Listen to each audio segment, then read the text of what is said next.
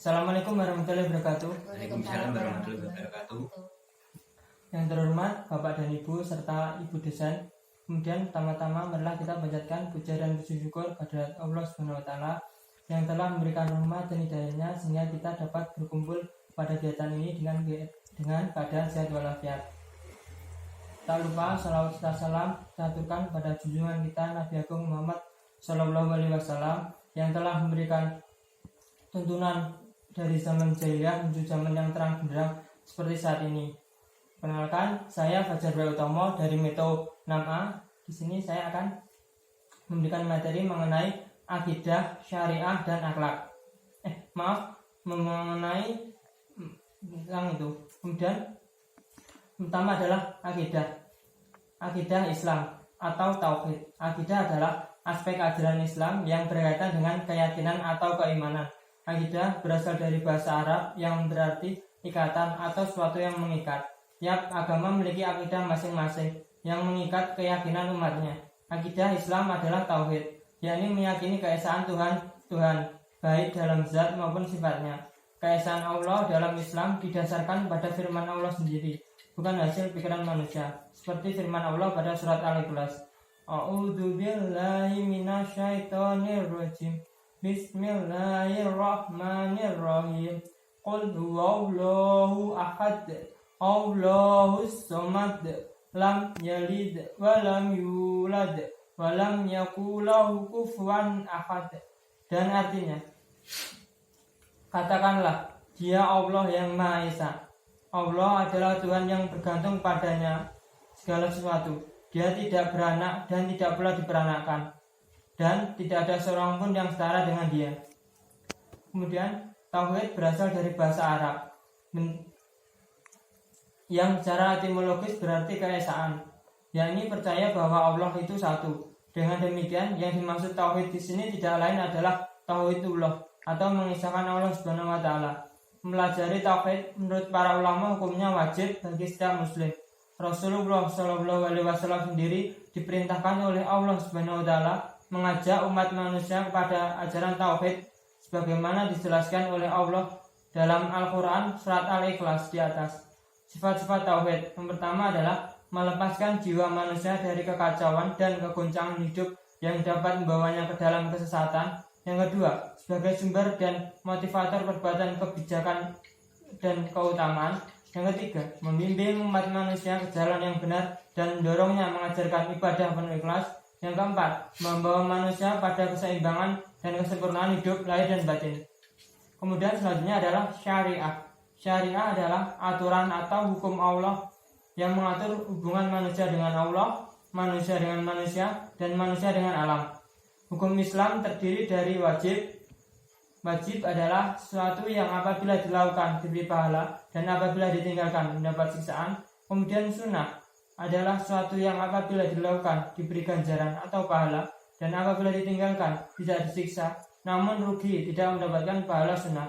Kemudian yang ketiga adalah haram, yaitu apabila dilakukan mendapat siksa dan apabila ditinggal diberi pahala. Kemudian yang keempat makruh, apabila dilakukan tidak disiksa dan apabila ditinggalkan diberi ganjaran. Kemudian yang kelima adalah mubah. Mubah adalah apabila dilakukan atau ditinggalkan tidak diberi pahala maupun siksa. Dan akhlak. Akhlak adalah aspek perilaku yang tampak pada diri seorang dalam hubungan dengan dirinya, sesama manusia dan alam sekitarnya. Akidah, syariah, dan akhlak merupakan satu kesatuan yang tidak bisa dipisah-pisahkan. Seseorang dikatakan berakidah atau beriman manakala hidupnya telah melaksanakan syariah. Kemudian apabila syariah telah dilaksanakannya, ia akan tampil dengan perilaku yang baik yang disebut dengan akhlak. Kemudian oleh karena itu hubungan akidah, syariah, dan akhlak adalah hubungan yang saling terkait satu dengan yang lain. Kemudian selanjutnya adalah nisbah akidah dengan akhlak.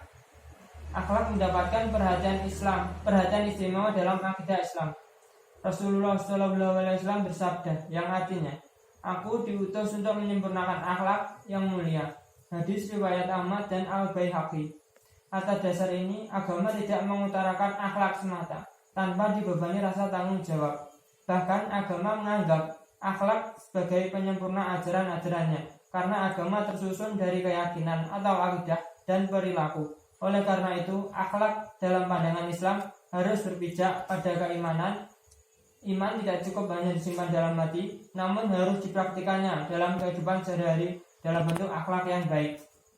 Kemudian yang terakhir adalah aliran-aliran yang berkembang dalam lapangan terkait akidah dan akhlak. Kemudian yang pertama, kemudian aliran yang berkembang di bidang akidah. Terdapat 7 aliran dalam ilmu tauhid atau ilmu kalam.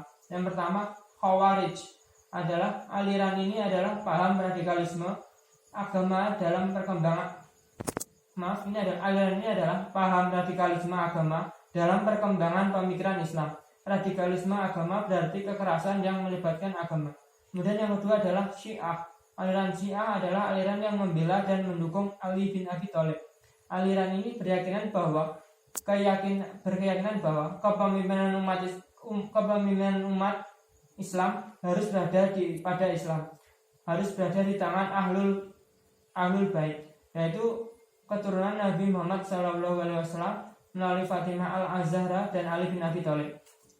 Dan selanjutnya adalah yang ketiga adalah Murji'ah. Aliran Murji'ah adalah aliran yang terlampau liberal yang mengajarkan bahwa setiap orang Muslim yang percaya pada Allah SWT atau beriman, ia tetap Muslim meskipun mengerjakan dosa besar. Yang keempat, Jabariyah. Kaum ini berpendapat bahwa manusia tidak mempunyai kemerdekaan dan kebebasan dalam menentukan kehendak dan perbuatannya, karena manusia dalam paham mereka terikat pada kehendak mutlak Tuhan. Yang kelima adalah Qadariyah. Aliran Qadariyah berpendapat bahwa manusia memiliki kemampuan, kehendak, dan bisa menentukan pilihannya oleh dirinya sendiri. Kemudian yang keenam adalah Mu'tazilah.